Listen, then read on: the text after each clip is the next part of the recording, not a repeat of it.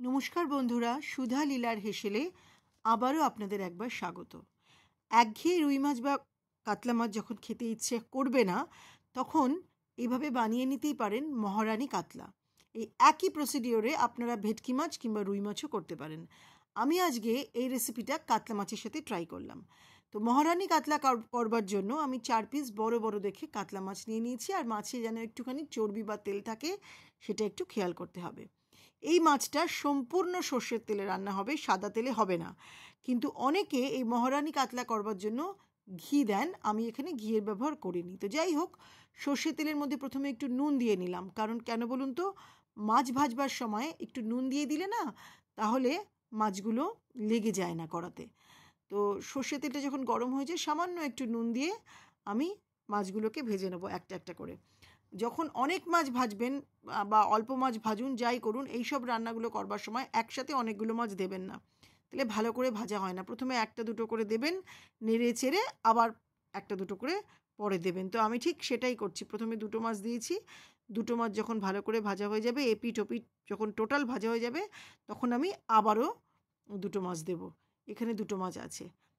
আর একটা কথা আপনাদেরকে বলে রাখি, যেহেতু আমার এক হাতে ভিডিও আর এক হাতে সাঁড়াশি দিয়ে রান্না করছি, মানে এক হাতে ক্যামেরা আর এক হাতে রান্না করছি, সেই জন্য হয়তো অনেক অবাঞ্ছিত ছবি বা অনেক অবাঞ্ছিত ভিডিও চলে আসে, মানে মোবাইলটা ঘুরে যাচ্ছে। তো সেইটা কিন্তু একটু প্লিজ মার্জনা করবেন, এটা বলে রাখলাম। তো যাই হোক, চলুন তাহলে মাছটা ভেজে নিই। প্রথমে আমার দুখানা মাছ দিয়েছি, আর বাকি আছে আমার দুটো মাছ, সেই মাছ দুটোও ভেজে নেব।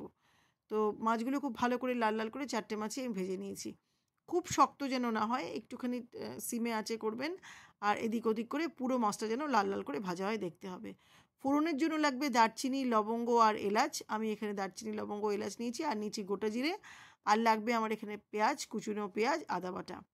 তো এইটা কিন্তু রান্নার প্রধান উপকরণ। তারপরে বাকি আস্তে আস্তে বাকি রান্নাগুলো, মানে উপকরণগুলোও দেখাবো। আমি প্রথমে সর্ষের তেলে জিরে আর এলাচ, দারচিনি আর লবঙ্গ ফোড়ন দিলাম। দেওয়ার পরে আমি পেঁয়াজটা, যে কুচনো পেঁয়াজ ছিল, সেটা দিয়েছি। কুচনো পেঁয়াজটা একটু একটু লাল লাল করে হয়ে যাওয়ার পর আমি আদা বাটাটা দিলাম। এবার ওই ফোড়নের জিরে, দারচিনি, এলাচ, তারপরে পেঁয়াজ আর আদা বাটা দিয়ে নাড়াচাড়া করার পর আমি একটা বাটিতে শুকনো লঙ্কা গুঁড়ো, ধনে গুঁড়ো, জিরে গুঁড়ো আর গোলমরিচের গুঁড়ো নিয়েছি। হলুদ নিইনি, কারণ দেখুন এই বাটিটার মধ্যে অলরেডি হলুদ আছে। ওই বাটির জলটার মধ্যে, ওই বাটির মধ্যে একটু জল ঢেলে হলুদটা আমি দিয়ে দেবো।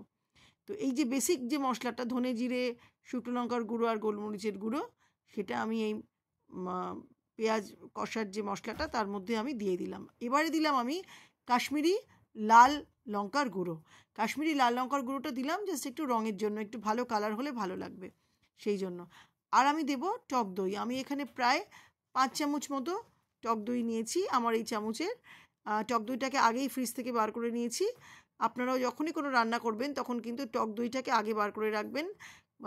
একদম সাথে সাথে ফ্রিজের যে টেম্পারেচার, সেই টেম্পারেচারে রান্না করবেন না, তাহলে কেটে যাবে। তো আর দই যখন দেবেন, আঁচ একদম কমে রাখবেন, যাতে তরকারির মধ্যে দইটা কেটে না যায়। তো যাই হোক, আমি দইটা দেওয়ার পর নাড়াচাড়া করার পর মাছগুলো ছেড়ে দিলাম। আর এবার বাটির মধ্যে দেখতে পাচ্ছেন তো কতটা হলুদ আছে মাছ মাখানোর সময়। তো এবারে ওই বাটির মধ্যেই আমি একটু জল দিয়ে গুলে নিয়ে দিয়ে দিলাম। আমি এখানে আলাদা কোনো জলের ব্যবহার করব না, কারণ এভাবেই রান্নাটাকে করতে হবে, বেশি জল হবে না, একদম গামাখা গামাখা এই মহারানী কাতলা এটা এরকম ঠিক হবে। আমি 4টে কাঁচা লঙ্কাও একটুখানি ফাটিয়ে বা মাঝখান থেকে চিড়ে আমি দিয়ে দিলাম। আর দিলাম চিনি। এই রান্নায় কিন্তু চিনি মাস্ট, চিনিটা কিন্তু ভুলবেন না, চিনিটা কিন্তু দিতেই হবে, কারণ মহারানী কাতলা যেটা, তার জন্য একটু মিষ্টি মিষ্টি স্বাদ হয়। অনেকে না এখানে কাজু বাটা, কিশমিশ বাটাও দেয়, তো আমি আজকে এটা দিইনি, একরকম খেতে হয় বলে।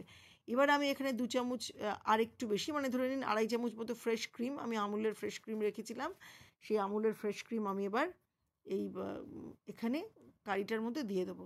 দিয়ে আবারও অল্প করে একটুখানি নেড়ে চেড়ে নেবো, যাতে পুরোটা ঝোলের মধ্যে যায় এবং মাছগুলোর মধ্যেও যাতে কারিটা অ্যাবজর্ব করে। ক্রিমটা দেওয়ার পরে, ক্রিম যদি না থাকে আপনারা ঘরে দুধের সরও ফেটিয়ে নিয়ে দিতে পারেন। এবার লাগবে বেশ কিছুটা ধনেপাতা। বেশ কিছুটা ধনেপাতা আমি আগেই কেটে ধুয়ে রেখেছিলাম, সেই ধনেপাতা দেবো। ধনেপাতা দিয়ে ভালো করে নেড়ে চেড়ে নেবো। ব্যাস, তাহলেই হয়ে গেল আজকে আমাদের মহারানী কাতলা। অপূর্ব স্বাদের এই কাতলা মাছের রেসিপিটা আপনারা এনজয় করতে পারেন ভাত, মিষ্টি পোলাও মানে হলুদ যেটা পোলাও হয়, বা বাসন্তী পোলাও, কিংবা ফ্রাইড রাইসের সাথে। দারুণ লাগবে খেতে, কিন্তু মাছ বা রুটি বা পরোটার সাথে ট্রাই করবেন না, ভালো লাগবে না। ভালো থাকবেন, দেখা হবে খুব শিগগিরই আরও একটা নতুন ভিডিও।